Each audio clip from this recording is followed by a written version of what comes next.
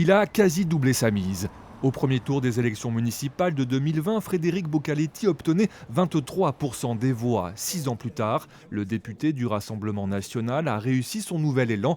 Il arrive en tête avec 45,23% des suffrages. C'est un signe aussi que nous envoient les électeurs siphonnés. Ils ont envie de changement, et bien on leur propose. Et après, sur le nombre de mandats de M. Vellat, je pense que c'était le mandat de trop. Il a fait le mandat de trop, et d'ailleurs, on le voit, c'est qu'il est très loin de dépasser la barre des 50%, comme il avait déjà fait à 2 reprises lors de précédentes élections. Le mandat de trop, pour l'instant, une candidature fragilisée. Arrivé second avec 66 voix de moins que son adversaire, Jean-Sébastien Vialat brigue pour la 6e fois le fauteuil de maire. Le candidat LR appelle les 42% d'abstentionnistes sifournés à se mobiliser en sa faveur. Il y a un appel à la fois aux abstentionnistes qui sont nombreux et aux gens qui n'ont pas voté pour moi, quel que soit leur bord, parce qu'on peut avoir voté Front National au premier tour pour montrer son mécontentement et puis revoir son vote au deuxième tour. Donc c'est un appel au bon sens.